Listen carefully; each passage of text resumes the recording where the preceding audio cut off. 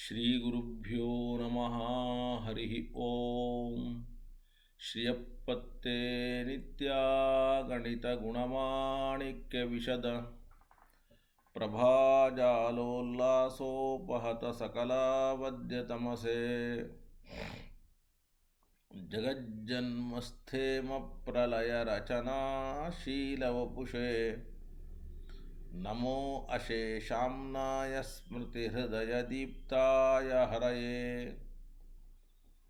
ಯೇನ ಪ್ರಾದುರಭಾವಿ ಭೂಮಿಮಲಯೇ ವ್ಯಸ್ತಾರಿಗೋಸಂತತಿಃ ಪ್ರಾಬೋಧಿಶ್ರುತಿಪಂಕಜಂ ಕರುಣಯಾ ಪ್ರಾಕಾಶಿತತ್ವಂ ಪರಂ ಧ್ವಾಂತಂ ಧ್ವಂಸಮನಾಯಿ ಸಾಧುನಿಕರಶ್ಚಕಾರಿ ಸನ್ಮಾರ್ಗಗಃ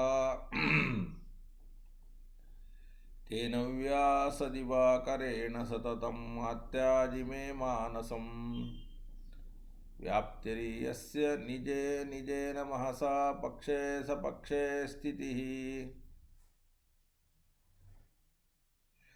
ವ್ಯಾವೃತ್ತಿಶ್ಚ ವಿಪಕ್ಷತೋತ ವಿಷಯೇ ಸಕ್ತಿರ್ನ ವೈಬಾಧಿತೆ ನೈವಾಸ್ತಿ ಪ್ರತಿಪಕ್ಷಯುಕ್ತಿರತುಲಂ ಶುದ್ಧಂ ಪ್ರಮಾಣಂ ಸಮೇ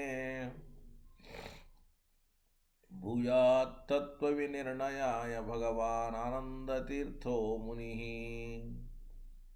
ಭವತಿ ಯದನುಭಾವಾದೇಡಮೂಕೋऽಪಿ ವಾಗ್ಮಿ ಜಡಮತಿರಪಿ ಜಂತುರ್ಜಾಯತೆ ಪ್ರಾಜ್ಞಮೌಲಿಃ ಸಕಲವಚನಚೇತೋ ದೇವತಾ ಭಾರತೀ ಸಾ ಮಮ ವಚಸಿ ನಿಧತ್ತಾಂ ಸನ್ನಿಧಿಂ ಮಾನಸೇ ಚ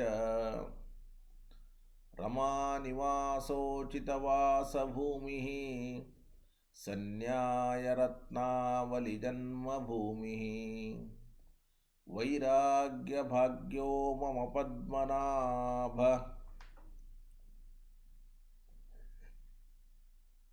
ತೀರ್ಥಾಮೃತಾಬ್ಧಿರ್ಭವತಾದ್ವಿಭೂತ್ಯೈ ಪದವಾಕ್ಯಪ್ರಮಾಣಜ್ಞಾನ್ ಪ್ರತಿವಾದಿಮದಚ್ಛಿದಃ ಶ್ರೀಮದಕ್ಷೋಭ್ಯತೀರ್ಥಾಖ್ಯಾನ್ ಉಪತಿಷ್ಠೆ ಗುರುನ್ ಮಮ.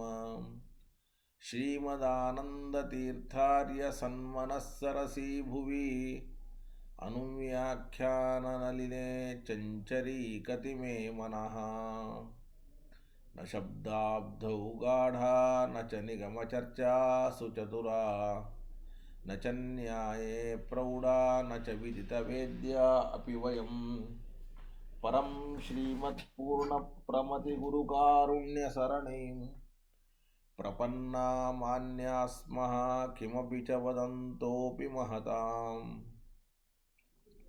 ಭಗವತಾ ಬಾದರಾಯಣೇನ ಪ್ರಾಣಿನಾಂ ನಿಶ್ರೇಯಸಾಯ ಪ್ರಣೀತಮಪಿ ಬ್ರಹ್ಮಮೀಮಾಂಸಾಶಾಸ್ತ್ರಂ ಅಸಾಧು ನಿಬಂಧಾಂಧತಮಸಾ ಅವಕುಂಠಿತತ್ವೇನ ಅಪ್ರಣೀತಮಿವ ಮನ್ಯಮಾನೋ ಭಗವಾನ್ ಆನಂದತೀರ್ಥಮುನಿಃ. ಯಥಾಚಾರ್ಯಾಭಿಪ್ರಾಯಂ ಅಸ್ಯ ಭಾಷ್ಯಂ ವಿಧಾಯ ಅನುಭಾಷ್ಯಮಪಿ ಕರಿಷ್ಯನ್ ವಿಲೀನ ಪ್ರಕೃತಿತಯಾ ಸ್ವಯಮಂತರಾಯ ವಿದುರೋಪಿ ಅನವರತಮೀಶ್ವರ ಪ್ರವಣಕಾಯ ಕರಣವೃತ್ತಿರಪಿ ನಾರಾಯಣ ಪ್ರಣಾಮಾದಿಕಂ ಪ್ರಾರೀಪ್ಸಿತಸ್ಯ ಅನಂತರಾಯ ಪರಿಸಮಾಪ್ತೆ ಪ್ರಚಯಸ್ಯ ಚ ಹೇತುತಯಾ ಅವಿಗೀತಶಿಷ್ಟಾಚಾರ ಪರಂಪರಾದಿನ ಅವಗತಮವಶ್ಯಂ ಕರಣೀಯಂ ಶಿಷ್ಯಾನ್ ಗ್ರಾಹಯಿತುಂ ಗ್ರಂಥಾದೌ ನಿಬಧ್ನಾತಿ ನಾರಾಯಣಮಿತಿ.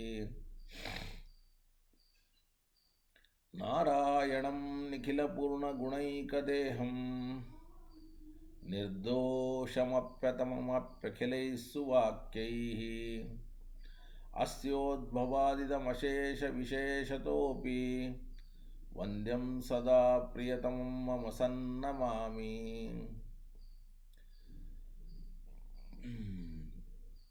ತಮೇವ ಶಾಸ್ತ್ರಪ್ರಭವಂ ಪ್ರಣಮ್ಯ ಜಗದ್ಗುರುಣಾಂ ಗುರುಮಂಜಸೈವ ವಿಶೇಷತೋ ಮೇ ಪರಮಾಖ್ಯವಿದ್ಯಾ ವ್ಯಾಖ್ಯಾಂ ಕರೋಮಿ ಅನ್ವಪಿ ಚಾಹಮೇವ. ಓಂ ಓಂ ಅಥಾತೋ ಬ್ರಹ್ಮ ಜಿಜ್ಞಾಸಾ. ಓಂ श्रुतिक्षीराब्धिमामत्यधीमन्दरमहीभृता प्राप्तान्यायसुधायेन तं जयीन्द्रमहं भजे। बुधैरपि सुदुर्बोधे ग्रन्थे यन्मम साहसं तत्पारयन्तु निपुणाः गुरुपादरजक्षणाः। लौकिकालौकिकफललक्षणामृतदोहिनीं गुरुवनुग्रहरूपां तां कामधेनुमुपास्महे। मध्वोक्तिर्जुनदीजयादिशुभवाक्सूर्यात्मजा सङ्गमे व्याख्यास्नानमहो विदाय नृहरे प्राप्य प्रसादपरम्। प्रापुर्ये कृतकृत्यतां गतमला विद्यादिराजादयो योगीशा कृपयन्तु ते जयमुनेर्भावस्य बोधा इमे। शुकेन शान्त्यादिषु वाङ्मयेषु व्यासेन धैर्येऽम्बुदिनोपमेयम्। मनोजजित्यां मनसां हि पत्या रघुत्तमाख्यं स्वगुरुं नमामि। आरूढः सहसा यतीन्द्रपदवीं गत्वा च वाराणसीं तत्रत्यान् कुमतप्रचारनिरतान् अद्वैतिदिग्धन्ति नः। प्रौढार्थैर्वचनैः सुयुक्तिकचितैः सम्भीषयन् मोदयन् सत्यध्यानसुकेसरी विजयते पादाश्रितश्रीपतेः। प्रावोचद्योदिकं न्यायसुधा वाक्यार्थचन्द्रिकाम् सत्यप्रज्ञगुरुर्दद्यात् प्रज्ञां वैदान्तिकीं सदा। बन्धुस्त्वं गुरुरिष्टदैवतमिति त्वत्पादपङ्केरुहं प्राप्तं मां परिपालयेति सततं याचे निबद्धाञ्जलिः। चित्तं मद्गुणदोषचिन्तनविदौ नूनं मनाङ्मा कृता सत्याभिज्ञगुरो त्वदङ्घ्रियुगलं हित्वा न मे सद्गतिः।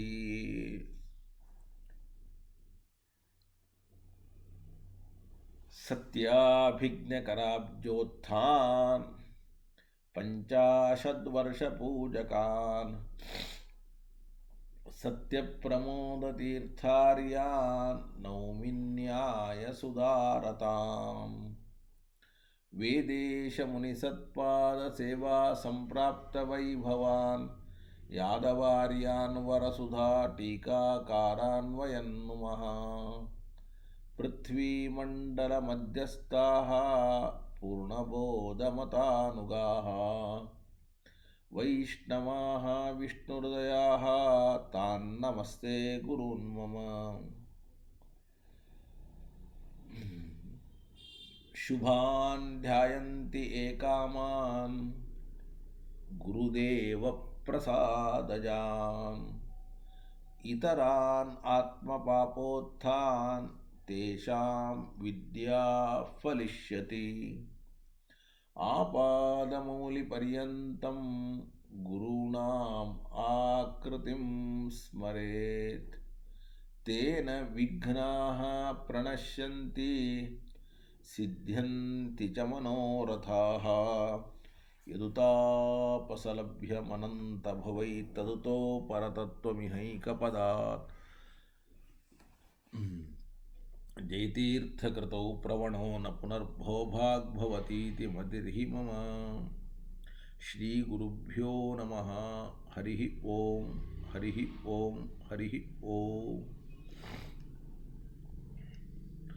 ಕಾರಣವು ತನ್ನಲ್ಲಿರುವ ಸಂಸ್ಕಾರವನ್ನು ಕಾರ್ಯದಲ್ಲಿ ತಂದು ಇಡಬೇಕು ಅಂದರೆ ಕಾರ್ಯಕಾರಣಗಳಿಗೆ ಸಂಬಂಧ ಇರಬೇಕು.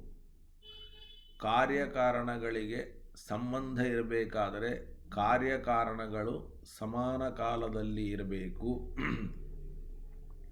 ನಿಮ್ಮ ಮತದಲ್ಲಿ ಆದರೂ ಕೂಡ ಕಾರಣ ಇದ್ದಾಗ ಕಾರ್ಯ ಇರೋದಿಲ್ಲ, ಕಾರ್ಯ ಇದ್ದಾಗ ಕಾರಣ ಇರೋದಿಲ್ಲ. ಯಾಕೆಂದರೆ ಕ್ಷಣಿಕವಾದದ್ದರಿಂದ ಕಾರ್ಯವು ಹುಟ್ಟುವಾಗ ಕಾರಣ ನಾಶ ಆಗಿರುತ್ತದೆ. ಆದ್ದರಿಂದ ಸಮಾನ ಕಾಲತ್ವ ಇಲ್ಲ. ಸಮಾನ ಕಾಲ ಇಲ್ಲ ಅಂದಮೇಲೆ ಸಂಬಂಧ ಇಲ್ಲ. ಸಂಬಂಧ ಇಲ್ಲ ಅಂದಮೇಲೆ ಕಾರಣ ತನ್ನಲ್ಲಿರುವ ಸಂಸ್ಕಾರವನ್ನು ಕಾರ್ಯದಲ್ಲಿ ತರುವುದು ಹೇಗೆ ಸಾಧ್ಯವೇ ಇಲ್ಲ ಅನ್ನುವುದನ್ನು ನಾವು ಅನುಮಾನದ ಮೂಲಕ ಅನೇಕ ದೃಷ್ಟಾಂತಗಳ ಮೂಲಕ ಸಮರ್ಥನೆಯನ್ನು ಮಾಡಿಕೊಟ್ಟಿದ್ದೇವೆ. ಇದಾದ ಮೇಲೆ ಅವರು ಹೇಳ್ತಾರೆ, ಭವೇದೇತತ್ ಯದಿ ಕಾರಣಸ್ಯ ಕಾರ್ಯೋತ್ಪಾದೇ ಏವ ವಿನಾಶಃ ಸ್ಯಾತ್ ಸಹೇವ ಕುತಃ ಸಿದ್ಧಃ ಇತ್ಯತಃ ಆಹ ಕ್ಷಣಮಾತ್ರಂ ಇತಿ.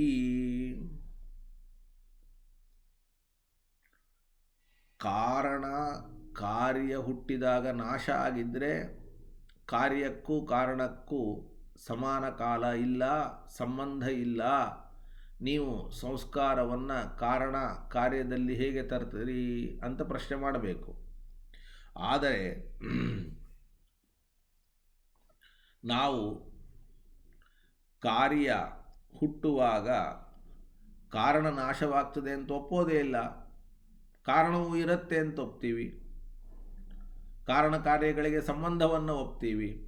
ಕಾರ್ಯ ಹುಟ್ಟುವಾಗ ಕಾರಣ ನಾಶವಾಗಿದ್ದರೆ ಅಥವಾ ಕಾರ್ಯ ಹುಟ್ಟುವಾಗ ಕಾರಣ ನಾಶವಾಗತ್ತೆ ಅಂತ ಸಿದ್ಧವಾಗಿದ್ದರೆ ಆಗ ನೀವು ಸಂಬಂಧ ಇಲ್ಲ, ಸಂಸ್ಕಾರವನ್ನು ಹೇಗೆ ತರ್ತದೆ ಅಂತ ಹೇಳಬಹುದು. ಅಂದಮೇಲೆ ಕಾರಣ ಕಾರ್ಯೋತ್ಪತ್ತಿಯ ಸಮಯದಲ್ಲಿಯೇ ನಾಶ ಆಗ್ತದೆ ಅನ್ನೋದಕ್ಕೆ ಏನು ಪ್ರಮಾಣ ಅಂತ ಅವರು ಕೇಳ್ತಾ ಇದ್ದಾರೆ. ತಾವೇ ಕ್ಷಣಿಕವಾದಿಗಳು.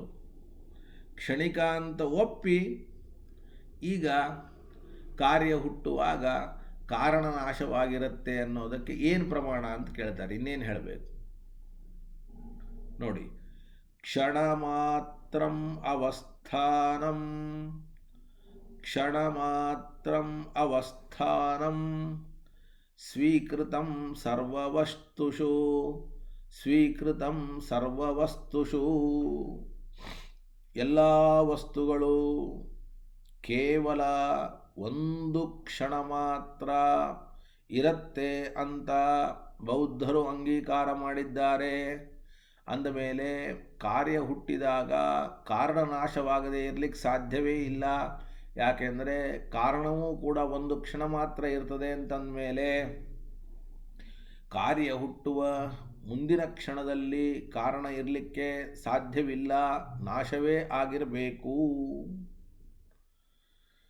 ಕಾರ್ಯಕಾರಣಯೋ ತಾವತ್ ಉತ್ತರಪೂರ್ವತ್ವಂ ಅವಶ್ಯಕಂ. ಕಾರ್ಯವು ಕಾರಣವು ಅಂತ ಎರಡು ಶಬ್ದಗಳನ್ನು ನಾವು ಬಳಸ್ತಾ ಇದ್ದೇವೆ. ಬಳಸಬೇಕಾದರೆ ಕಾರ್ಯ ಕಾರಣದ ನಂತರದಲ್ಲಿ ಇರಬೇಕು ಅಂತ ಹೇಳಬೇಕು. ಕಾರ್ಯ ಕಾರಣದ ನಂತರದಲ್ಲಿ ಇರಬೇಕು ಅಂತ ಹೇಳಬೇಕು.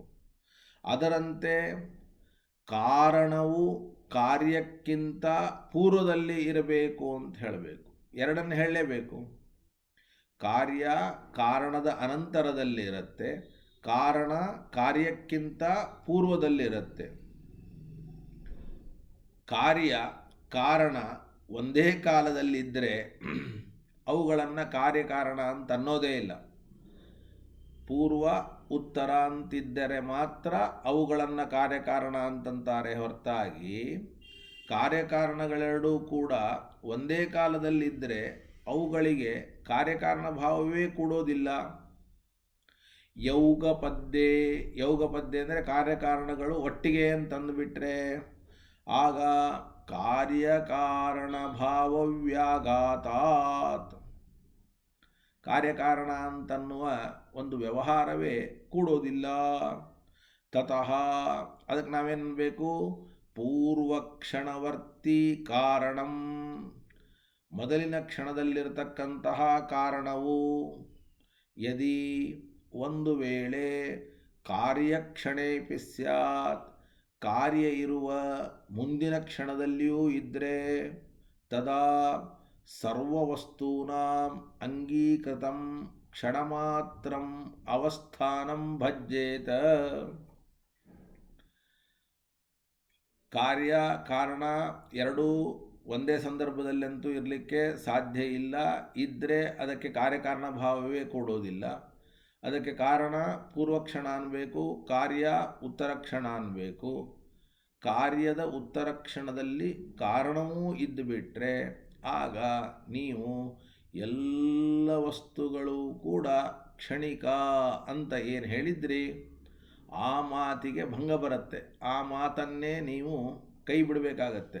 ಯಾಕೆ ಅಂದರೆ ಕಾರಣವು ತನ್ನ ಕ್ಷಣವನ್ನು ಬಿಟ್ಟು ಕಾರ್ಯ ಇರುವ ಮುಂದಿನ ಕ್ಷಣದಲ್ಲಿಯೂ ಇದೆ ಅಂತ ಒಪ್ಕೊಂಡಂಗಾಯಿತು. ಹಾಗಾದರೆ ಕಾರಣವು ಮುಂದಿನ ಕ್ಷಣದಲ್ಲಿ ಹೇಗಿದೆಯೋ ಹಾಗೆ ಎಲ್ಲ ಪದಾರ್ಥಗಳು ಕೂಡ ಕ್ಷಣಿಕ ಆಗೋದು ಬೇಡ, ಮುಂದಿನ ಕ್ಷಣದಲ್ಲಿಯೂ ಕೂಡ ಇರಲಿ ಅನ್ನುವಂತಹ ಅತಿಪ್ರಸಂಗ ಬರುತ್ತೆ.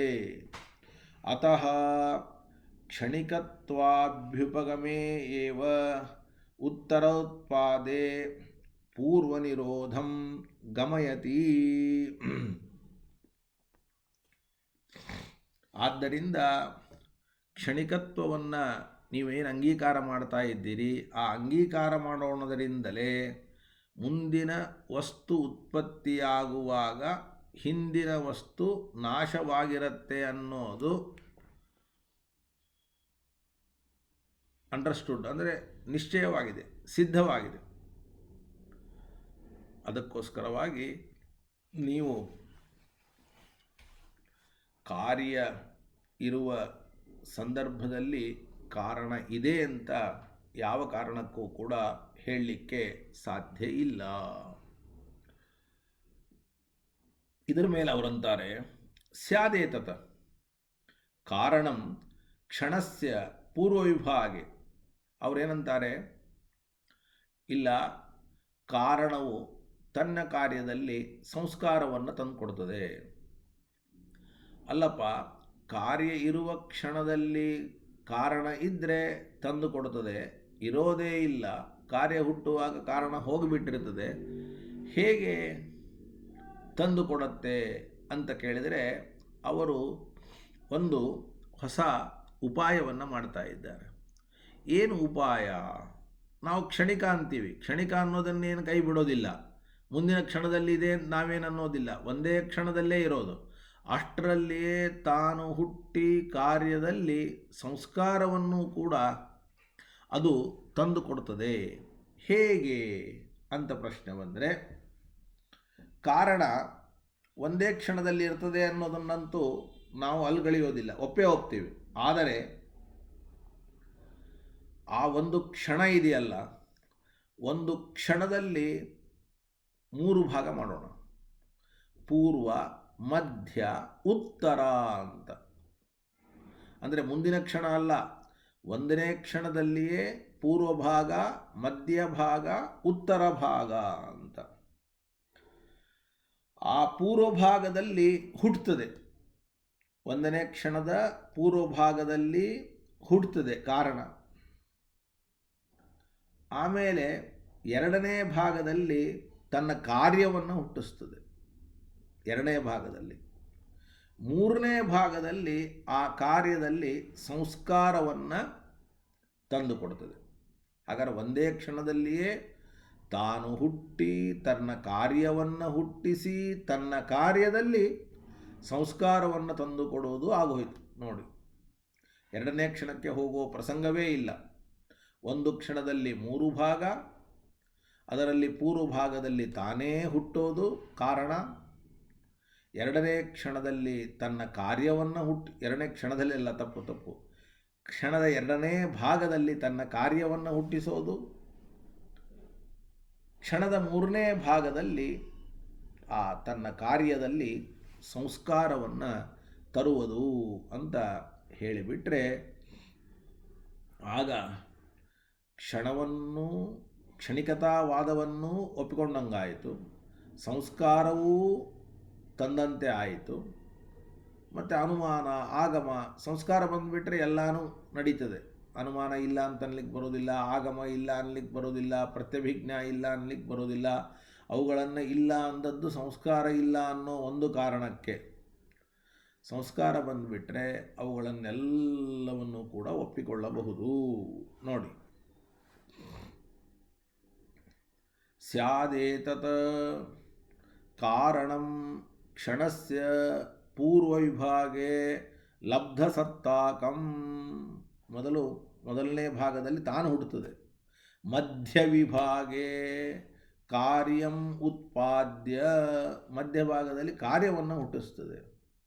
ಅಪರ ವಿಭಾಗೆ ತತ್ರ ಸಂಸ್ಕಾರಂ ಆದಾಯ, ಮುಂದಿನ ಭಾಗದಲ್ಲಿ ಸಂಸ್ಕಾರವನ್ನು ಹುಟ್ಟಿಸ್ತದೆ. ಆ ಕಾರ್ಯದಲ್ಲಿ ತಂದು ಆಮೇಲೆ ಆ ಕ್ಷಣದ ಕೊನೆಯ ಭಾಗದಲ್ಲಿ ನಾಶವಾಗ್ತದೆ ಅಂತ ಅಂಗೀಕಾರ ಮಾಡಿದರೆ ನ ಕೋಪಿ ದೋಷ ಅಂತ ಅವರು ಹೊಸದಾದ ಒಂದು ಉಪಾಯವನ್ನು ಹೇಳಿ ಕ್ಷಣಿಕತಾವಾದವನ್ನೂ ಬಿಟ್ಟಂಗಾಗಲಿಲ್ಲ, ಸಂಸ್ಕಾರವನ್ನು ತಂದೆಯಂತೆ ಆಯಿತು ಅಂತ ಹೇಳಿದರೆ ಅದಕ್ಕೆ ಆಚಾರ್ಯರು ಹೇಳಿದರು, ನೋಡಿ, ನೀವು ನಿಮ್ಮ ಮತದಲ್ಲಿ ಒಂದೇ ಕ್ಷಣದಲ್ಲಿ ಪೂರ್ವ ಮಧ್ಯ ಅಪರ, ಒಂದನೆಯದ್ದು ಎರಡನೇದ್ದು ಮೂರನೆಯದ್ದು ಅಂತ 3 ವಿಭಾಗ ಮಾಡಿದ್ರಲ್ಲ, ಈ ತರಹ ವಿಭಾಗ ಮಾಡೋದು ಕಷ್ಟ. ಅದರಲ್ಲಿಯೂ ಕೂಡ ಮಧ್ಯ ಅಂತ ಹೇಳೋದು ಕಷ್ಟ. ಯಾಕೆ ಅಂದರೆ ಒಂದು ಕ್ಷಣ ಅನ್ನೋ ಶಬ್ದಕ್ಕೆ ನಿಮ್ಮ ಮತದಲ್ಲಿ, ನಮ್ಮ ಮತದಲ್ಲೆಲ್ಲ, ನಿಮ್ಮ ಮತದಲ್ಲಿ ಒಂದು ಕ್ಷಣ ಅನ್ನೋ ಶಬ್ದಕ್ಕೆ ಪೂರ್ವ ಮಧ್ಯ ಅಪರ ಎನ್ನುವ ಭಾಗ ಇಲ್ಲದೇ ಇರೋದು, ಭಾಗ ಇರೋದಲ್ಲ. ಕ್ಷಣ ಇನ್ ದಿ ಮೀನ್ಸ್ ಪೂರ್ವ ಮಧ್ಯ ಮತ್ತು ಉತ್ತರ ಎನ್ನುವ ಭಾಗ ಇಲ್ಲದೇ ಇರೋದೇ ಕ್ಷಣ. ಪೂರ್ವ ಮಧ್ಯಾಪರ ಕಲಾವಿಕಲಃ ಕ್ಷಣಃ ಇಷ್ಯತೆ. ಪೂರ್ವ ಮಧ್ಯ ಅಪರ ಕಲಾವಿಕಲಃ ಕ್ಷಣಃ ಇಷ್ಯತೆ. ಬೌದ್ಧರ ಮತ ಪ್ರಕಾರ ಒಂದು ಕ್ಷಣ ಅಂತಂದರೆ ಪೂರ್ವ ಮಧ್ಯ ಉತ್ತರ ಅನ್ನುವ 3 ವಿಭಾಗಗಳು ಇಲ್ಲದೇ ಇದ್ದದ್ದು ಅಂತ ಅರ್ಥ. ವಿಭಾಗ ಇದ್ದರೆ ಅದು ಮತ್ತೆ ಸ್ವಲ್ಪ ಜಾಸ್ತಿ ಟೈಮ್, ಒಂದು ಕ್ಷಣದಕ್ಕಿಂತ ಜಾಸ್ತಿ ಆಗಿಬಿಡುತ್ತೆ. ಅತ್ರ ವಿಭಾಗ ಮಾತ್ರಂ ಕಲಾ ಉಚ್ಯತೆ. ಇಲ್ಲಿ ವಿಭಾಗ ಅನ್ನೋದಕ್ಕೆ ವಿಭಾಗವನ್ನೇ ಕಲಾ ಅನ್ನುವ ಶಬ್ದದಿಂದ ಹೇಳಿದ್ದಾರೆ. ಕಲಾ ಅನ್ನೋ ಶಬ್ದಕ್ಕೆ ಬೇರೆ ಅರ್ಥ ಇದೆ. ಕಲಾ ಮುಹೂರ್ತ ಕಾಷ್ಟ ಆಶ್ಚ ಅಂದರೆ ಒಂದು ಕಲೆ ಅಂದರೆ ಅದು ನಾವು ನಮ್ಮ ಭಾಷೆಯಲ್ಲಿ ತಿಳಿಯಬೇಕು ಅಂದರೆ ಸೆಕೆಂಡಿನಲ್ಲಿ ಒಂದು ಭಾಗ ಅಂತ ಬೇಕಾದ್ರೆ ತಿಳಿಯೋಣ. ಸೆಕೆಂಡಿನ ಒಳಗೆ ಅಂದರೆ ಒಂದು ಸೆಕೆಂಡ್ನಲ್ಲಿ 100 ಭಾಗ ಅಂತ ತಿಳ್ಕೊಂಡ್ರೆ ಫ್ರಾಕ್ಷನ್ಸ್ ಆಫ್ ಸೆಕೆಂಡ್ ಅಂತ ಹೇಳ್ತೇವಲ್ಲ, ಹಾಗೆ ಅದರಲ್ಲಿ ಒಂದು ಭಾಗವನ್ನು ನಾವು ಕಲಾ ಅನ್ನುವ ಶಬ್ದದಿಂದ ಕರಿತೇವೆ. ಇಲ್ಲಿ ಕಲಾ ಅನ್ನುವ ಶಬ್ದಕ್ಕೆ ವಿಭಾಗ ಅಂತ ಅರ್ಥ. ಪೂರ್ವ ವಿಭಾಗ, ಮಧ್ಯ ವಿಭಾಗ. ಕಲಾ ಅಂದರೆ ಒಂದು ನಿಮಿಷದಲ್ಲಿ ಆ ನಿಮಿಷದ ಒಳಗಿನ ಸಮಯದ ಭಾಗಗಳೇ ಇಲ್ಲ ಅಂತ ಅರ್ಥ ಅಲ್ಲ, ಪೂರ್ವ ಮಧ್ಯ ಅಪರ ಅನ್ನುವ ಭಾಗಗಳಿಲ್ಲ ಅಂತ ಅರ್ಥ. ಭಾಗಗಳಿಲ್ಲ ಅನ್ನೋದಕ್ಕೂ ಅದರ ಒಳಗಿರತಕ್ಕಂತಹ ಸಮಯ ಇಲ್ಲ ಅನ್ನೋದಕ್ಕೂ ವ್ಯತ್ಯಾಸ ಅಂತನ್ನತಕ್ಕಂಥದ್ದು ಇದೆ.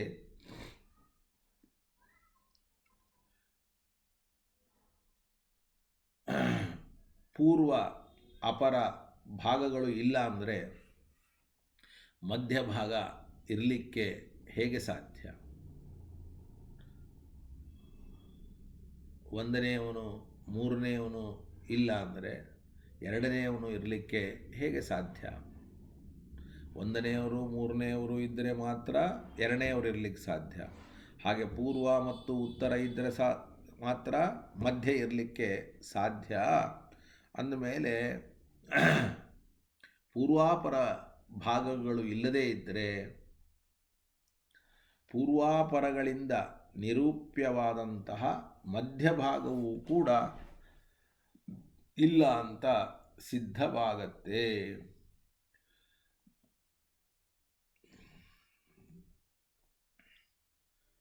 ಒಂದು ಕ್ಷಣದಲ್ಲಿ ಯಾವುದೇ ಭಾಗ ಇಲ್ಲದೇ ಇದ್ದರೆ ಆ ಕ್ಷಣ ನಿಸ್ವರೂಪ. ಯಾಕೆಂದರೆ ಭಾಗ ಇರಬೇಕು. ಅದರಲ್ಲಿ ಪೂರ್ವ ಮತ್ತು ಅಪರ ಭಾಗ ಇಲ್ಲ ಅಂದರೆ ಮಧ್ಯಭಾಗವನ್ನು ಕೂಡ ಇಲ್ಲ ಅನ್ನಲಿಕ್ಕೆ ಹೇಗೆ ಸಾಧ್ಯ? ಆದ್ದರಿಂದ ನೀವು ಆ ಒಂದು ಕ್ಷಣದ ಸ್ವರೂಪಕ್ಕಾಗಿ ಪೂರ್ವ ಮತ್ತು ಉತ್ತರ ಭಾಗವನ್ನು ಒಪ್ಪಬೇಕು, ಮಧ್ಯಭಾಗವನ್ನು ಒಪ್ಪಬೇಕಲ್ಲ. ಅಂದರೆ ನಾವು ಮಧ್ಯಭಾಗ ಇಲ್ಲ ಅಂತ ಹೇಳೋದಿಲ್ಲ, ಮಧ್ಯಭಾಗ ಇದೆ, ಆದರೂ ಕೂಡ ಅದು ಮಧ್ಯ ಅಂತ ಅನಿಸೋದಿಲ್ಲ. ಯಾಕೆ ಅಂದರೆ ಪೂರ್ವಾಪರ ಇದ್ದರೆ ಅದು ಮಧ್ಯ ಅಂತ ಅನ್ನಿಸ್ತದೆ, ಪೂರ್ವಾಪರ ಇಲ್ಲ ಅಂತಂದರೆ ಅದು ಮಧ್ಯ ಅಂತ ಅನಿಸೋದಿಲ್ಲ ಅಂತ. ನಿಮಗೆ ಉದಾಹರಣೆಯನ್ನು ಕೊಡಬೇಕು ಅಂತಂದರೆ, ನಾವು ಈಗ ಭಾಗವನ್ನು ಒಪ್ತೇವೆ, ಆದರೆ ಅದು ಮಧ್ಯ ಅಂತನ್ನುವುದಾಗಿ ಅಲ್ಲಿ ಇಲ್ಲ, ಇದೆ ಮಧ್ಯ ಅನ್ನುವುದಾಗಿ ಇಲ್ಲ. ಹೇಗೆ ಅಂತ ನೀವು ಕೇಳಬಹುದು. ಸುಮಾರು ಈಗ ಮೊನ್ನೆ ಗ್ರಹಣ ಆಯಿತು. ಗ್ರಹಣ ಆದಾಗ ಪೂರ್ವ ಮಧ್ಯ ಉತ್ತರ ಅಂತ ಸುಮಾರು 3 ತಾಸಿದೆ, 3 ತಾಸು, 3.5 ತಾಸು. 3.5 ತಾಸಿನಲ್ಲಿ ನೀವು ಪೂರ್ವ ಭಾಗ, ಮಧ್ಯಭಾಗ, ಅಂತಿಮ ಭಾಗ, ತರ್ಪಣ ಯಾವಾಗ ಕೊಡಬೇಕು, ದಾನ ಯಾವಾಗ ಮಾಡಬೇಕು, ಜಪ ಯಾವಾಗ ಮಾಡಬೇಕು ಅನ್ನೋದನ್ನೆಲ್ಲ ಹೇಳಬಹುದು. ಸುಮ್ಮನೆ ನಿಮಗೆ ಉದಾಹರಣೆಗೆ ಹೇಳ್ತೇನೆ. ಒಂದು ಸಂದರ್ಭದಲ್ಲಂತೂ ಕೇವಲ 7 ನಿಮಿಷ ಅಥವಾ 6 ನಿಮಿಷ ಗ್ರಹಣ ಬಂದಿರುತ್ತೆ. 7 ನಿಮಿಷ, ಭಾಳತ್ತಲ್ಲ. ಉದಾಹರಣೆಗೆ ಆ 7 ನಿಮಿಷ ಗ್ರಹಣ ಬಂದಂತಹ ಸಂದರ್ಭದಲ್ಲಿ ನೀವು ಪೂರ್ವ ಮಧ್ಯ ಉತ್ತರ ಅನ್ನೋದು ಇರಬಹುದು, ಇದ್ದರೂ ಕೂಡ ಅದನ್ನು ಗ್ರಹಿಸಲಿಕ್ಕಾಗೋದಿಲ್ಲ. ಹೀಗೆ 3 ತಾಸಿದ್ದಾಗ ನಾವು ಅದನ್ನು ವಿಂಗಡಿಸ್ತೇವೆ, ಹಾಗೆ ವಿಂಗಡಿಸ್ಲಿಕ್ಕಾಗೋದಿಲ್ಲ. ಇರೋದು ಬೇರೆ, ವಿಂಗಡಿಸೋದು ಬೇರೆ, ಇದ್ದರೂ ಕೂಡ ವಿಂಗಡಿಸ್ಲಿಕ್ಕಾಗಲ್ಲ. ಆದ್ದರಿಂದ ಇಲ್ಲ ಅಂತ ಅರ್ಥ. ನೀವು ಹಿಡಿದ ಮೇಲೆ ಸ್ನಾನ ಮಾಡಿ ಅಂದರೆ ಸ್ನಾನ ಮಾಡುವಾಗಲೇ ಗ್ರಹಣ ಮುಗಿದೋಗಿರುತ್ತೆ. ಎರಡನೇದರಲ್ಲಿ ನೀವು ದಾನ ಮಾಡಿ ಅಂದರೆ ಮುಗಿದೇ ಹೋಗಿರುತ್ತೆ, ತರ್ಪಣ ಕೊಡಿ ಅಂದರೆ ಮುಗಿದೇ ಹೋಗಿರುತ್ತೆ. ಅಂದರೆ ಇದ್ದರೂ ಕೂಡ ಅದು ಲೆಕ್ಕಕ್ಕೆ ಬರೋದಿಲ್ಲ. ಹೇಗೋ ಹಾಗೆ ಇಲ್ಲಿಯೂ ಕೂಡ ಒಂದು ಕ್ಷಣದಲ್ಲಿ ಮಧ್ಯಭಾಗ ಇದ್ದರೂ ಕೂಡ, ಪೂರ್ವೋತ್ತರ ಭಾಗಗಳು ಇದ್ದರೂ ಕೂಡ ಆ ಮಧ್ಯಭಾಗತ್ವೇನ ಇರೋದಿಲ್ಲ, ಸುಮ್ಮನೆ ಅದರ ಸ್ವರೂಪದ ಸಂರಕ್ಷಣೆಗಾಗಿ ಇರ್ತದೆ ಅನ್ನೋದನ್ನು ನಾವು ಅವಶ್ಯವಾಗಿ ಅಂಗೀಕಾರ ಮಾಡಲೇಬೇಕು. ನೋಡಿ, ಪೂರ್ವಾಪರಯೋರಭೇವೇ ಅಂದರೆ ಕಲಾ ಅಂದರೆ ಇದು ಕ್ಷಣದಕ್ಕಿಂತ ಕಡಿಮೆ ಸಮಯದ ಶಬ್ದ, ಕಡಿಮೆ ಸಮಯವನ್ನು ಹೇಳುವ ಶಬ್ದ. 30 ಕಲೆಗಳು ಸೇರಿದರೆ ಒಂದು ಕ್ಷಣ ಅಂತ. 30 ಕಲೆಗಳು ಸೇರಿದರೆ ಒಂದು ಕ್ಷಣ ಅಂದಮೇಲೆ ಮತ್ತು ಮೊದಲನೇ 10 ಕಲೆ ಮೊದಲನೇ ಭಾಗ, ಎರಡನೇ 10 ಕಲೆ ಎರಡನೇ ಭಾಗ, ಮೂರನೇ 10 ಕಲೆ ಮೂರನೇ ಭಾಗ ಅಂತ ಹೇಳ್ಬೋದಲ್ಲ. ಅಂದರೆ ನಾವು ಇಲ್ಲಿ ಕಲಾ ಅನ್ನೋದಕ್ಕೆ ಆ 30 ಕಲೆಗಳಿಂದ ಕೂಡಿದ ಕ್ಷಣ ಅಂತೇನಂತೇವೆ, ಆ ಕಲೆ ಅಲ್ಲ, ವಿಭಾಗ ಅಂತ ಅರ್ಥ. ಆ ಕಲೆಯನ್ನು ಈಗ ತೆಗೆದುಕೊಳ್ಳಬಾರದು. ಆದ್ದರಿಂದ ಬೌದ್ಧರ ಮತ ಪ್ರಕಾರ ಪೂರ್ವಾಪರ ವಿಭಾಗ ಇಲ್ಲದೇ ಇದ್ದದ್ದರಿಂದ ಪೂರ್ವಾಪರ ಕಲಾರಹಿತ ಕ್ಷಣ ಅಂತ ಹೇಳಿದ್ದು ಅತ್ಯಂತ ಯುಕ್ತ ಅನ್ನುವ ಮಾತನ್ನು ಹೇಳ್ತಾರೆ. ಅಂತೂ ಬೌದ್ಧರ ಮತ ಪ್ರಕಾರ ಕ್ಷಣ ಅಂದರೆ ಪೂರ್ವ ಅಪರ ಕಲಾ ಅಂದರೆ ವಿಭಾಗ ಇಲ್ಲದ್ದು, ಮಧ್ಯನೂ ಇಲ್ಲ.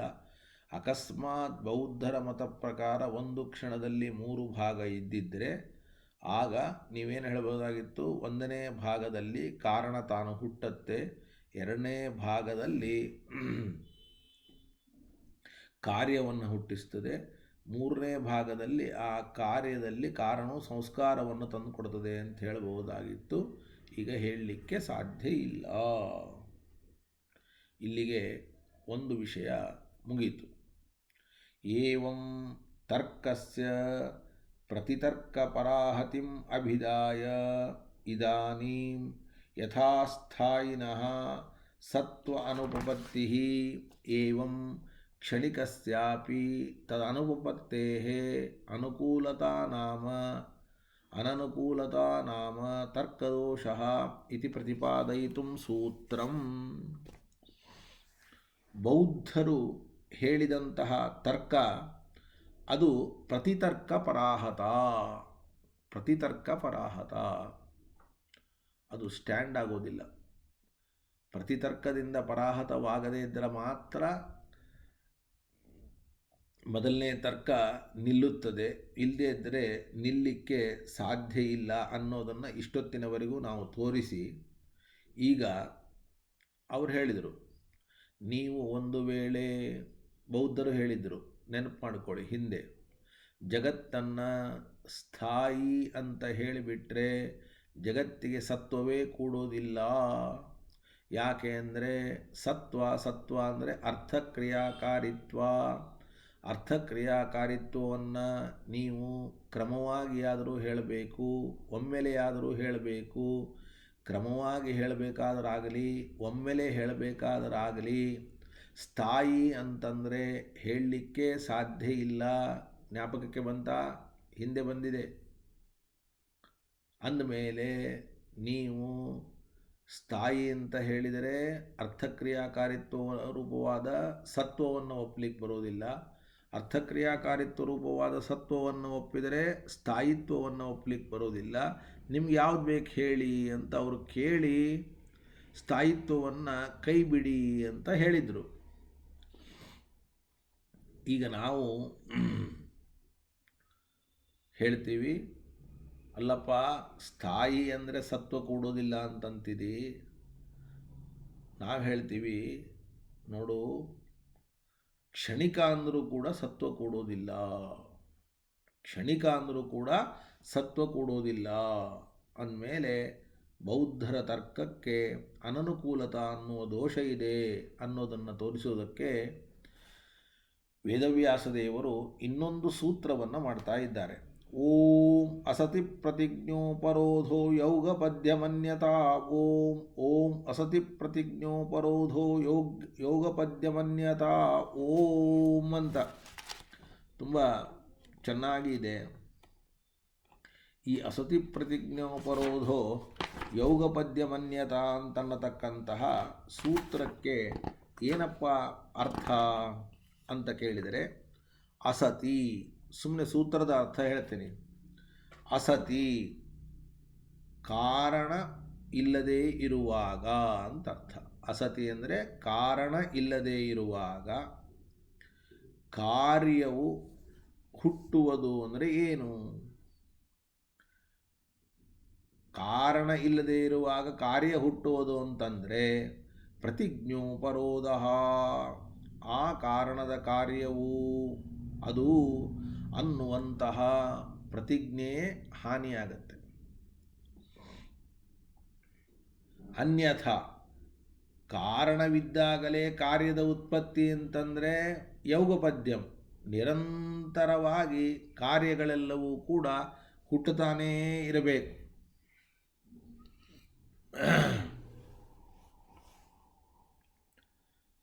ಪ್ರಥಮ ಕ್ಷಣದಲ್ಲಿ ಉತ್ಪನ್ನವಾದಂತಹ ವಿರಳವಾದ ಪರಮಾಣುಗಳು ಕಾರ್ಯೋತ್ಪತ್ತಿ ಸಮಯದಲ್ಲಿಯೂ ಇರ್ತಾವೆ ಅಂತಾಗಿಬಿಟ್ರೆ ಕ್ಷಣಿಕತ್ವದ ನಿಯಮವೇ ಇಲ್ಲ ಅಂತಾಗಿ, ಮತ್ತು ಕಾರಣದ ಜೊತೆಗೆ ಎಲ್ಲ ಕಾರ್ಯಗಳು ಕೂಡ ಏಕಕಾಲದಲ್ಲಿ ಇರಬೇಕಾಗುತ್ತದೆ.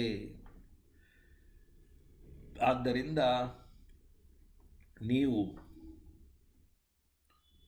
ಎರಡನ್ನೂ ಒಪ್ಪಲಿಕ್ಕೆ ಬರೋದಿಲ್ಲ. ಅಂದರೆ ಕಾರಣ ನಾಶವಾದ ನಂತರ ಕಾರ್ಯ ಹುಟ್ಟುತ್ತದೆ ಅನ್ನಲಿಕ್ಕೂ ಬರೋದಿಲ್ಲ, ಕಾರಣವಿದ್ದಾಗಲೇ ಕಾರ್ಯ ಹುಟ್ಟುತ್ತದೆ ಅಂತ ಅನ್ನಲಿಕ್ಕೂ ಬರೋದಿಲ್ಲ. ಕಾರಣ ನಾಶವಾದ ಮೇಲೆ ಕಾರ್ಯ ಹುಟ್ಟುತ್ತದೆ ಅಂದರೂ ದೋಷ, ಕಾರಣವಿದ್ದಾಗಲೇ ಕಾರ್ಯ ಹುಟ್ಟುತ್ತದೆ ಅಂತಂದರೂ ಕೂಡ ದೋಷ. ಅದನ್ನು ಪ್ರಶ್ನೆ ಮಾಡಿಕೊಂಡು ಉತ್ತರವನ್ನು ಕೊಡ್ತಾ ಇದ್ದಾರೆ.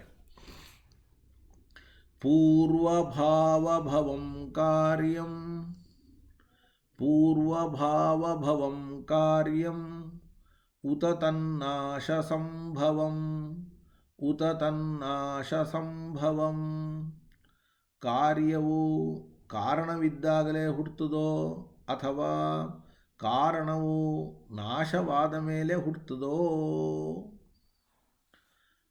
ಅರ್ಥಕ್ರಿಯಾಕಾರಿತ್ವಂ ಹಿ ಸತ್ವಂ ಪರಸ್ಯ ಅಭಿಮತಂ. ನೋಡಪ್ಪ ಬೌದ್ಧರೇ, ನೀವು ಜಗತ್ತಿಗೆ ಕ್ಷಣಿಕತ್ವವನ್ನು ಒಪ್ಪಿಬಿಟ್ರೆ ಸತ್ವವನ್ನು ಕೈ ಬಿಡಬೇಕಾಗ್ತದೆ. ಯಾಕೆ ಅಂದರೆ ನಿಮ್ಮ ಮತದಲ್ಲಿ ಸತ್ವ ಅಂದರೆ ಅರ್ಥಕ್ರಿಯಾಕಾರಿತ್ವ. ಆ ಅರ್ಥಕ್ರಿಯಾಕಾರಿತ್ವವನ್ನು ಕೂಡ ನಾವು ಮುಂದೆ ಹೇಳುವ ಎರಡು ರೀತಿಯಾದ ಉಪಾಯಗಳನ್ನು ಬಿಟ್ಟರೆ ಬೇರೆ ರೀತಿಯಿಂದ ಹೇಳಲಿಕ್ಕೆ ಬರೋದಿಲ್ಲ. ತಚ್ಚ ಅಂದರೆ ಅರ್ಥಕ್ರಿಯಾಕಾರಿತ್ವವಾದರೂ ಕೂಡ ವಕ್ಷಮಾಣ ಕಲ್ಪದ್ವಯೇನ ವ್ಯಾಪ್ತಂ. ಮೂರನೇ ಪ್ರಕಾರ ಇಲ್ಲ, ಇರೋದೇ ಎರಡು ಪ್ರಕಾರ. ಅಂತಹ ಎರಡೂ ಪಕ್ಷಗಳು ಕೂಡ ಕ್ಷಣಿಕವಾದ ವಸ್ತುವಿನಲ್ಲಿ ಹೇಳಲಿಕ್ಕೆ ಸಾಧ್ಯ ಇಲ್ಲ. ಕ್ಷಣಿಕವಾದ ವಸ್ತುವಿನಲ್ಲಿ ಹೇಳಲಿಕ್ಕೆ ಸಾಧ್ಯ ಇಲ್ಲ. ನಚ ತತ ಕ್ಷಣಿಕೆ ಸಂಭವತಿ. ಕ್ಷಣಿಕವಾದ ವಸ್ತುವಿನಲ್ಲಿ ಹೇಳಲಿಕ್ಕೆ ಸಾಧ್ಯ ಇಲ್ಲ. ಯಾಕೆ ಅಂದರೆ ತಥಾ ಹಿ ಕ್ಷಣಿಕಾದ್ ಭಾವಾದ್ ಭವತ್ ಕಾರ್ಯಂ ಕಿಂ ಪೂರ್ವಸ್ಯ ಕಾರಣಸ್ಯ ಭಾವೇ ಭವತಿ. ಎರಡು ಪ್ರಶ್ನೆ. ಮೊದಲನೇದ್ಯಾವುದು? ನೀವೆಲ್ಲ ಕ್ಷಣಿಕ ಅಂದಿದ್ದೀರಿ. ಕ್ಷಣಿಕವಾದ ಕಾರಣದಿಂದ ಹುಟ್ಟುವ ಕಾರ್ಯವು ಕಾರಣ ಇದ್ದಾಗ ಹುಟ್ಟುತ್ತದೋ ಕಾರಣ ನಾಶವಾದ ಮೇಲೆ ಹುಟ್ಟುತ್ತದೋ? ಕಾರಣ ಇದ್ದಾಗ ಹುಟ್ಟುತ್ತದೆ ಅಂದರೆ ಆದ್ಯೇ ದೋಷಮಾಹ ಯೌಗಪದ್ಯಂ ಇತಿ. ಕಲ್ಪನೆ ಬಂತಲ್ಲ, ಅವಸರ ಮಾಡ್ಕೊಳ್ಬೇಡಿ. ಕಾರಣಸತ್ತಾ ಸಮಾನಕಾಲೀನ ಸತ್ತಂ ಇತಿ ಯಾವತ್ ಉತ ತಸ್ಯ ಕಾರಣಸ್ಯ ನಾಶೇ ಸತಿ ಸಂಭವತಿ ಇತಿ. ಕಾರಣವು ಕಾರ್ಯವನ್ನು ಹುಟ್ಟಿಸ್ತದೆ ಅಂದರೆ ನಾವು ಎರಡು ಪ್ರಶ್ನೆಯನ್ನು ಮಾಡಿದ್ವಿ. ಒಂದು ಪ್ರಶ್ನೆ, ಕಾರ್ಯವು ತಾನು ಇದ್ದಾಗ ಅಂದರೆ ಕಾರಣವು ಇದ್ದಾಗ ಕಾರ್ಯವನ್ನು ಹುಟ್ಟಿಸ್ತದೋ, ಕಾರಣವು ನಾಶವಾದ ಮೇಲೆ ಕಾರ್ಯ ಹುಟ್ಟುತ್ತದೋ? ಕಾರಣ ಇದ್ದಾಗಲೇ ಹುಟ್ಟುತ್ತದೆ ಅಂದರೆ ನೋಡಿ, ಯೌಗಪದ್ಯಂ ಸತಿ ಭವೇತ್ ಉತ್ಪಾದ್ಯಾನಾಂ ಅಶೇಷತಃ. ಯೌಗಪದ್ಯಂ ಸತಿ ಭವೇತ್ ಉತ್ಪಾದ್ಯಾನಾಂ ಅಶೇಷತಃ. ಕಾರಣ ಇದ್ದಾಗ ಕಾರ್ಯವು ಹುಟ್ಟುವುದಾದರೆ ಎಲ್ಲ ಕಾರ್ಯಗಳು ಕೂಡ ಒಟ್ಟಿಗೆ ಹುಟ್ಟಬೇಕಾದೀತು. ಕಲ್ಪನೆ ಬಂತ? ಯಾಕೆ ಅಂದರೆ ಕಾರಣ ಇದ್ದಾಗ ಕಾರ್ಯ ಹುಟ್ಟುವುದಾದರೆ, ಕಾರ್ಯ ಹುಟ್ಟುವ ಸಂದರ್ಭದಲ್ಲಿ ಕಾರಣ ಇರ್ತದೆ ಅಂತಂದರೆ ಎಲ್ಲ ಕಾರ್ಯಗಳು ಹುಟ್ಟುಬಿಡಬೇಕು ಒಟ್ಟಿಗೆ. ಸತಿ ಕಾರಣೆ ಕಾರ್ಯಂ ಭವತಿ ಚೇತ್ ತರ್ಹಿ ಇತಿ ಶೇಷಃ. ಕಾರಣ ಇದ್ದಾಗ ಕಾರ್ಯ ಹುಟ್ಟುತ್ತದೆ ಅಂತಂದರೆ, ಯಾಕೆಂದರೆ ಕ್ಷಣಿಕಂ ಹಿ ಕಾರಣಂ. ಕಾರಣ ವಾಸ್ತವಿಕವಾಗಿ ಕ್ಷಣಿಕ. ಕಾರ್ಯಂಚ ತತ್ ಸತ್ತಾ ಸಮಾನಕಾಲೀನ ಸತ್ತಂ ಚೇತ್. ಕಾರ್ಯಕಾರಣಗಳು ಎರಡೂ ಕೂಡ ಒಂದೇ ಕಾಲದಲ್ಲಿ ಇರ್ತದೆ ಅಂತ ಒಪ್ಪಿಕೊಂಡ್ರೆ ಕಾರ್ಯಕಾರಣಯೋಃ ಸಹೋತ್ಪಾದಃ ಇತ್ಯುಕ್ತಂ. ಕಾರ್ಯ ಮತ್ತು ಕಾರಣಗಳು ಎರಡೂ ಒಟ್ಟಿಗೆ ಹುಟ್ಟುತ್ತವೆ ಅಂತ ಹೇಳಿದಂತೆ ಆಯಿತು.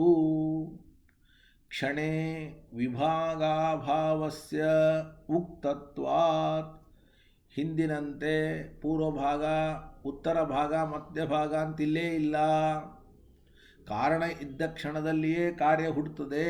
ಕಾರಣ ಇರೋ ಕ್ಷಣ ಒಂದು, ಕಾರ್ಯ ಹುಟ್ಟೋ ಕ್ಷಣ ಒಂದು, ಸಂಸ್ಕಾರವನ್ನು ತರುವಂತಹ ಭಾಗ ಒಂದು, ಇಲ್ಲೇ ಇಲ್ಲ ಭಾಗ.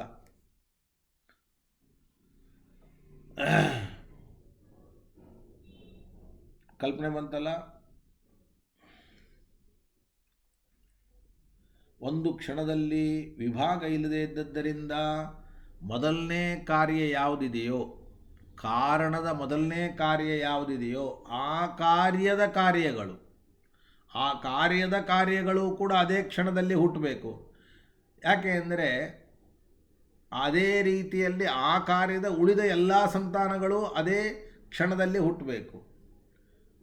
ಆದ್ದರಿಂದ ಎಲ್ಲ ಕಾರ್ಯಗಳು ಒಂದೇ ಕಾಲದಲ್ಲಿ ಹುಟ್ಟಬೇಕು. ಆದರೆ ಕಾರ್ಯಗಳು ಒಂದೇ ಕಾಲದಲ್ಲಿ ಹುಟ್ಟಿದ್ದು ನಮ್ಮ ಕಣ್ಣಿಗಂತೂ ಕೂಡ ಕಾಣಿಸ್ತಾ ಇಲ್ಲ. ಯಾಕೆಂದರೆ ಒಂದು ಕಾರಣ ಇದ್ದಾಗ ತನ್ನ ಕಾರ್ಯ ಹುಟ್ಟಿದರೆ ಆ ಕಾರ್ಯದ ಕಾರಣಕ್ಕೆ ಈ ಕಾರ್ಯ ಅಂದರೆ ಎರಡನೇದ್ದು ಕಾರಣ ನಿಮಗೆ ಬರೆದು ತೋರಿಸಿದರೆ ಗೊತ್ತಾಗ್ತದೆ. ಮೊದಲನೇದ್ದು ಕಾರಣ, ಅದರಿಂದ ಕಾರ್ಯ ಹುಟ್ಟಿತು ಅಂತ ಇಟ್ಕೊಳ್ಳಿ. ಆ ಕಾರ್ಯವೂ ಕೂಡ ಏನು ಮಾಡಬೇಕು, ಇನ್ನೊಂದು ಕಾರ್ಯವನ್ನು ಹುಟ್ಟಿಸ್ಬೇಕು. ತನ್ನ ಕಾರ್ಯವನ್ನು ಹುಟ್ಟಿಸ್ಬೇಕಾದರೆ ಎರಡನೆಯದ್ದು ಕಾರಣ ಆಗತ್ತೆ. ಅಂದರೆ ಅಜ್ಜನಿಗೆ ಅಪ್ಪ ಮಗ ಆಗ್ತಾನೆ, ಮೊಮ್ಮಗನಿಗೆ ಅಪ್ಪ, ಮೊಮ್ಮಗನಿಗೆ ಇವನು ಅಪ್ಪ ಆಗ್ತಾನೆ. ಹಾಗಾದರೆ ಅಜ್ಜನಿಗೆ ಮಗ ಆದ, ಮೊಮ್ಮಗನಿಗೆ ಅಪ್ಪ ಆದ. ಹಾಗೆ ಒಂದು ಕಾರಣದಿಂದ ಹುಟ್ಟಿದ ಕಾರ್ಯ ಅದು ತನ್ನ ಕಾರಣಕ್ಕೆ ಕಾರ್ಯವಾದರೂ ಕೂಡ ತನ್ನ ಕಾರ್ಯಕ್ಕೆ ಕಾರಣ ಆಗ್ತದೆ. ಆ ಕಾರ್ಯ ಇದ್ದ ಮೇಲೆ ಅದು ಅದು ಕಾರಣ ಇದ್ದಂಗೆ ಆಯಿತು, ಕಾರ್ಯವನ್ನು ಹುಟ್ಟಿಸ್ಬೇಕು. ಅದು ಕಾರಣ ಇದ್ದಂಗೆ ಆಯಿತು, ಅದು ಕಾರ್ಯವನ್ನು ಹುಟ್ಟಿಸ್ಬೇಕು. ಹೀಗೆ ಒಂದೇ ಕ್ಷಣದ ಒಳಗೆ ಎಲ್ಲ ಕಾರ್ಯಗಳು ಕೂಡ ಹುಟ್ಟಬೇಕು ಅಂತನ್ನುವಂತಹ ಅತಿಪ್ರಸಂಗ ಬರುತ್ತೆ ನೋಡಿ. ಕ್ಷಣೇ ವಿಭಾಗಾಭಾವಸ್ಯ ಮುಕ್ತತ್ವಾತ್ ತತ್ತತ್ ಕಾರ್ಯಾಣಾಂ ಅಪ್ಯಯಮೇವ ನ್ಯಾಯಃ ಅಪಿ ಅಯಮೇವ ನ್ಯಾಯಃ ಇತಿ ತತ್ಸಂತಾನ ಭಾವಿನಂ ಅಶೇಷ ಕಾರ್ಯಾಣಾಂ ಯೌಗಪದ್ಯಂ ಸ್ಯಾತ್. ತಚ್ಚ ಆದರೆ ಆ ತರಹ ಒಟ್ಟಿಗೆ ಎಲ್ಲ ಕಾರ್ಯಗಳು ಹುಟ್ಟಿದ್ದು ನಮ್ಮ ಪ್ರತ್ಯಕ್ಷಕ್ಕಂತೂ ಕಂಡಿಲ್ಲ. ಅತ್ರ ಯದ್ಯಪಿ ಯುಗಪದ್ಭವತೋಃ ಕಾರ್ಯಕಾರಣಭಾವ ಅನುಪತ್ತಿರಪಿ ದೂಷಣಂ ತಥಾಪಿ. ಇನ್ನೊಂದು ಹೇಳಬೇಕಾಗಿತ್ತು, ಕಾರ್ಯ ಕಾರಣ ಒಟ್ಟಿಗೆ ಇದ್ದರೆ, ಯಾಕೆಂದರೆ ಕಾರಣ ಅಂದರೆ ಪೂರ್ವನಿಯತವಾದದ್ದು, ಅನಂತರದಲ್ಲಿ ಬರುವುದು ಕಾರ್ಯ. ನೀವು ಕಾರ್ಯಕಾರಣ ಎರಡು ಒಟ್ಟಿಗೆ ಇದೆ ಅಂತ ಹೇಳಲಿಕ್ಕೂ ಬರೋದಿಲ್ಲ. ಆ ದೋಷವನ್ನು ಯಾಕೆ ಕೊಡಲಿಲ್ಲ ಅಂತಂದರೆ ಅದನ್ನು ಶಿಷ್ಯರೇ ಊಹೆ ಮಾಡ್ತಾರೆ ಅನ್ನೋದಕ್ಕೆ ಅದನ್ನು ನಾವು ಇಲ್ಲಿ ಹೇಳಿಲ್ಲ ಅಂತ ಹೇಳ್ತಾರೆ. ಉಭಯತಾಚ ದೋಷಾದಿತಿ ಸೂತ್ರೇ ಕಥಿತಂ ಇತಿ ಚ ಅತ್ರ ನ ಉಕ್ತಂ. ಅಷ್ಟೇ ಅಲ್ಲದೆ ಉಭಯತಾಚ ದೋಷಾತ್ ಅನ್ನುವ ಸೂತ್ರದಲ್ಲಿ ಕಾರ್ಯಕಾರಣಗಳಿಗೆ ಯೌಗಪದ್ಯ ಕೂಡೋದಿಲ್ಲ ಅನ್ನೋದನ್ನು ಕೂಡ ಹೇಳಿದ್ದರಿಂದ ಇಲ್ಲಿ ಆಚಾರ್ಯರು ಆ ದೋಷವನ್ನು ಹೇಳೋದಿಲ್ಲ. ಅಂತೂ ಕಾರ್ಯಕಾರಣಗಳು ಒಟ್ಟಿಗೆ ಸೇರಲಿಕ್ಕೆ ಸಾಧ್ಯ ಇಲ್ಲ. ಒಟ್ಟಿಗೆ ಸೇರಿವೆ ಅಂತ ಇಟ್ಟುಕೊಂಡ್ರೆ ಆಗ ಆ ಕಾರಣದಿಂದ ಕಾರ್ಯ, ಆ ಕಾರ್ಯದಿಂದ ಮತ್ತೆ ಕಾರ್ಯ, ಆ ಕಾರ್ಯದಿಂದ ಮತ್ತೆ ಕಾರ್ಯ, ಹೀಗೆ ಎಲ್ಲ ಕಾರ್ಯಗಳು ಏಕಕ್ಷಣದಲ್ಲಿ ಬರಬೇಕಾದೀತು. ಇಲ್ಲ, ಕಾರಣವು ನಾಶವಾದ ಮೇಲೆ ಕಾರ್ಯ ಹುಟ್ಟುತ್ತದೆ ಅಂತಂತೀವಿ. ಕಾರಣವು ನಾಶವಾದ ಮೇಲೆ ಕಾರ್ಯ ಹುಟ್ಟುತ್ತದೆ ಅಂತಂತೀವಿ ಅಂತಂದರೆ ದ್ವಿತೀಯಂ ನಿರಾಕರೋತಿ ವಿನಾಶೇ ಚೇದಿತಿ. ವಿನಾಶೇ ಚೇತ್ನ ತತ್ಕಾರ್ಯಂ, ವಿನಾಶೇ ಚೇನ್ನ ತತ್ಕಾರ್ಯಂ. ಕಾರಣದ ನಾಶದ ನಂತರ ಕಾರ್ಯ ಹುಟ್ಟುವುದಾದರೆ ಅದು ಕಾರ್ಯವೇ ಅಲ್ಲ. ಕಾರಣ ನಾಶ ಆದ ಮೇಲೆ ಕಾರ್ಯ ಹುಟ್ಟುವುದಾದರೆ ಅದು ಕಾರ್ಯವೇ ಅಲ್ಲ. ಕಾರಣಸ್ಯ ಕಾರ್ಯಂ ಭವೇತ್ ತರ್ಹಿ ಇತಿ ಶೇಷಃ ತತ ತಸ್ಯ ಕಾರ್ಯಂ ನ ಭವತಿ ಇತ್ಯಾಪನ್ನಂ ಅನ್ಯಥಾ ಸರ್ವಸ್ಯ ಸರ್ವಂ ಕಾರ್ಯಂ ಸ್ಯಾತ್. ಕಾರಣವು ನಾಶವಾದ ಮೇಲೆ ಕಾರ್ಯ ಹುಟ್ಟುತ್ತದೆ ಅಂತಂದರೆ ಅಂತಹ ಕಾರ್ಯ ಆ ಕಾರಣದ ಕಾರ್ಯವೇ ಅಲ್ಲ. ಯಾಕೆ ಅಂದರೆ ಕಾರಣವು ನಾಶ ಹೊಂದಿದ ಮೇಲೆಯೂ ಕೂಡ ಅದರಿಂದ ಕಾರ್ಯ ಹುಟ್ಟುತ್ತದೆ ಅಂತಂದರೆ ಯಾವ ವಸ್ತು ಕಾರ್ಯ ಅಂತಂದಿದ್ದೇವೆ ಅದು ಕಾರ್ಯತ್ವೇನ ಅಭಿಮತವಾದ ವಸ್ತು ಕಾರಣತ್ವೇನ ಅಭಿಮತವಾದ ವಸ್ತುವಿಗೆ ಕಾರಣವಾಗಬೇಕಾದೀತು.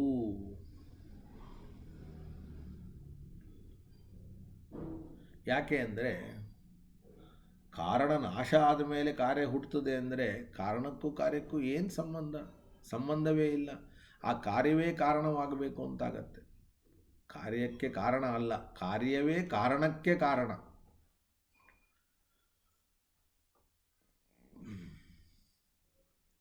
ಅದಕ್ಕೆ ಅವರಂತಾರೆ, ಯಾವ ವಸ್ತುವಿನ ನಂತರ ಯಾವುದು ಹುಟ್ಟುತ್ತದೋ ಅವುಗಳಿಗೆ ಕಾರ್ಯಕಾರಣ ಭಾವ. ಆದ್ದರಿಂದ ಕಾರ್ಯಕ್ಕಿಂತ ಮೊದಲು ಕಾರಣ ಇದ್ದದ್ದರಿಂದ ಕಾರ್ಯ ಹುಟ್ಟುವ ಸಮಯದಲ್ಲಿ ಕಾರಣ ಇಲ್ಲದಿದ್ದರೂ ದೋಷ ಇಲ್ಲ. ಯಾಕೆಂದರೆ ಕಾರ್ಯವು ಕಾರಣಕ್ಕಿಂತ ಮೊದಲು ಇಲ್ಲವಾದ್ದರಿಂದ ಕಾರ್ಯವು ಕಾರಣಕ್ಕೆ ಕಾರ್ಯವಾಗುವುದಿಲ್ಲ. ನೀವೇನಂದ್ರಿ? ಕಾರಣ ನಾಶ ಆದ ಮೇಲೆ ಕಾರ್ಯ ಹುಟ್ಟುತ್ತದೆ ಅಂತಂದರೆ ಆಗ ಆ ಕಾರ್ಯವೇ ಕಾರಣಕ್ಕೆ ಕಾರಣವಾಗಲಿ ಅಂತಂದರೆ ಅಲ್ಲ.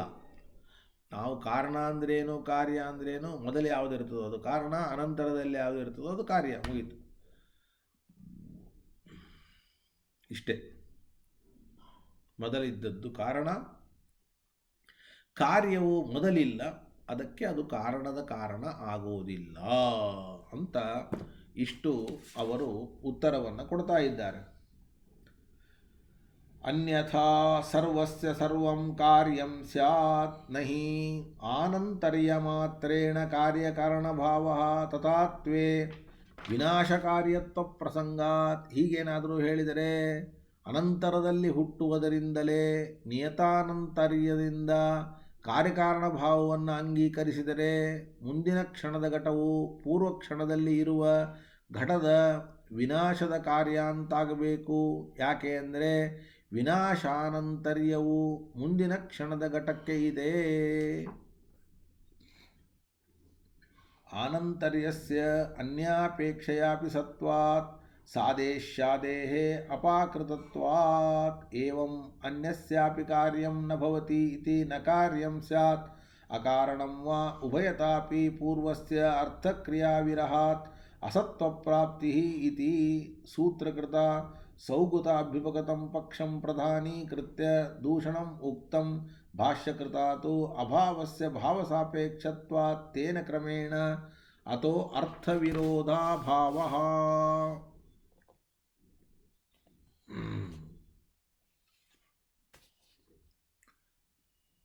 ಯಥಾಕಥಂಚಿತ್ ಆನಂತರ್ಯದಿಂದ ನಾವು ಕಾರ್ಯಕಾರಣ ಭಾವವನ್ನು ಅಂಗೀಕರಿಸಿದರೆ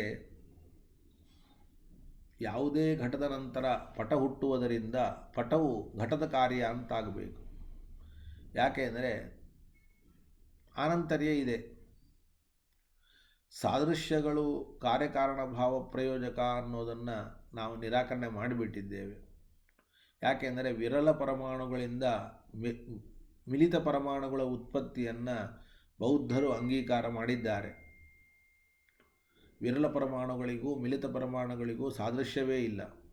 ಆದ್ದರಿಂದ ಅನಂತರ ಕ್ಷಣದ ಘಟವು ಪೂರ್ವಕ್ಷಣದ ಘಟ ಕಾರ್ಯವಾಗಲು ಸಾಧ್ಯ ಇಲ್ಲ ಮತ್ತು ಬೇರೆ ಪಟಾದಿ ವಸ್ತುವಿನ ಕಾರ್ಯವೂ ಆಗಲಿಕ್ಕೆ ಸಾಧ್ಯ ಇಲ್ಲ. ಹೀಗೆ ಉತ್ತರ ವಸ್ತು ಯಾವುದೇ ವಸ್ತುವಿನ ಕಾರ್ಯವಲ್ಲದೇ ಇದ್ದದ್ದರಿಂದ ಕಾರ್ಯವೇ ಆಗಲಿಕ್ಕಿಲ್ಲ. ಹಾಗೆಯೇ ಪೂರ್ವಕ್ಷಣದ ಘಟವು ಉತ್ತರ ಕ್ಷಣದ ಘಟಕ್ಕೆ ಕಾರಣವಲ್ಲ. ಬೇರೆ ಪಟಾದಿಗಳಿಗಂತೂ ಕಾರಣವಾಗಲು ಸಾಧ್ಯವೇ ಇಲ್ಲ. ಹೀಗೆ ಯಾವುದಕ್ಕೂ ಕಾರಣವಾಗದ ಪೂರ್ವಘಟವು ಕಾರಣವೇ ಅಲ್ಲ ಅಂತ ಆಗಬೇಕು. ಸ್ವಲ್ಪ ಕಠಿಣವಾಗಿದೆ, ಅಷ್ಟು ಸುಲಭವಾಗಿಲ್ಲ. ಆದರೂ ಕೂಡ ಒಟ್ಟು ತಾತ್ಪರ್ಯ, ಕಾರಣ ನಾಶ ಆದ ಮೇಲೆ ಕಾರ್ಯ ಹುಟ್ಟುತ್ತದೆ ಅಂತಂದರೆ ಅನೇಕ ಸಮಸ್ಯೆ, ಒಂದಲ್ಲ ಎರಡಲ್ಲ ಅನೇಕ ಸಮಸ್ಯೆ. ಕಾರಣನಾಶ ಆದಾಗ ಕಾರ್ಯೋತ್ಪತ್ತಿ, ಕಾರಣ ಇದ್ದಾಗಲೇ ಕಾರ್ಯೋತ್ಪತ್ತಿ ಅನ್ನುವ ಎರಡೂ ಪಕ್ಷಗಳಲ್ಲಿಯೂ ಕೂಡ ಹಿಂದಿನ ಕ್ಷಣದ ವಸ್ತುವಿಗೆ ಅರ್ಥಕ್ರಿಯಾ ಇಲ್ಲ ಅನ್ನೋದು ಸಿದ್ಧವಾಗೋದ್ರಿಂದ ಅರ್ಥಕ್ರಿಯಾಕಾರಿತ್ವ ಇಲ್ಲ, ಅಸತ್ ಅಂತ ನಿರ್ಣಯವಾಯಿತು. ಹೀಗೆ ಬೌದ್ಧರು ಕಾರಣ ವಿನಾಶ ಪಕ್ಷವನ್ನು ಒಪ್ಪಿದ್ದರಿಂದ ಮೊದಲು ನಾವು ಅದನ್ನು ಆಶಂಕ ಮಾಡಿ ನಿರಾಕರಣೆಯನ್ನು ಮಾಡ್ತಾ ಇದ್ದಾರೆ. ಹಾಗಾದರೆ ನೀವು ಕ್ಷಣಿಕ ಅಂತ ಹೇಳಿದರೆ ಆಗ ಕಾರಣ ಇದ್ದಾಗ ಕಾರ್ಯ ಹುಟ್ಟುತ್ತದೋ, ಕಾರಣ ನಾಶ ಆದ ಮೇಲೆ ಕಾರ್ಯ ಹುಟ್ಟುತ್ತದೋ ಅಂತ ಎರಡೂ ವಿಕಲ್ಪವನ್ನು ಮಾಡಿ ದೋಷವನ್ನು ಕೊಟ್ಟು, ಕಾರಣ ಇದ್ದಾಗಲೂ ಹುಟ್ಟುತ್ತದೆ ಅಂತ ಹೇಳಲಿಕ್ಕೆ ಬರೋದಿಲ್ಲ, ಕಾರಣ ನಾಶವಾದ ಮೇಲೂ ಹುಟ್ಟಲಿಕ್ಕೆ ಬರ್ತದೆ ಅಂತ ಹೇಳಲಿಕ್ಕೆ ಬರೋದಿಲ್ಲ. ಆದ್ದರಿಂದ ಅರ್ಥಕ್ರಿಯಾಕಾರಿತ್ವ ರೂಪವಾದ ಸತ್ವ ನೀವು ಜಗತ್ತಿಗೆ ಕ್ಷಣಿಕತ್ವವನ್ನು ಒಪ್ಪಿದರೆ ಬರೋದಿಲ್ಲ ಅನ್ನುವುದನ್ನು ಹೇಳಿ ನಿರಾಕರಣೆಯನ್ನು ಮಾಡ್ತಾ ಇದ್ದಾರೆ. ಕೊನೆಯ ಭಾಗ ಸ್ವಲ್ಪ ಕಠಿಣವಾಯಿತು ಅಂತ ಅನ್ನಿಸ್ತದೆ. ಆದರೂ ಕೂಡ ಅದನ್ನು ಮತ್ತೆ ನಿಧಾನವಾಗಿ ತಿಳಿಯೋಣ ಅಂತ ಹೇಳ್ತಾ, ಶ್ರೀಕೃಷ್ಣಾರ್ಪಣಮಸ್ತು. ಶುಭಾನ್ ಧ್ಯಾಯಂತಿ ಏಕಾಮಾನ್ ಗುರುದೇವ ಪ್ರಸಾದಜಾನ್ ಇತರಾನ್ ಆತ್ಮಪಾಪೋತ್ಥಾನ್ ತೇಷಾಂ ವಿದ್ಯಾ ಫಲಿಷ್ಯತಿ. ಹರಯೇ ನಮಃ ಹರಯೇ ನಮಃ ಹರಯೇ ನಮಃ.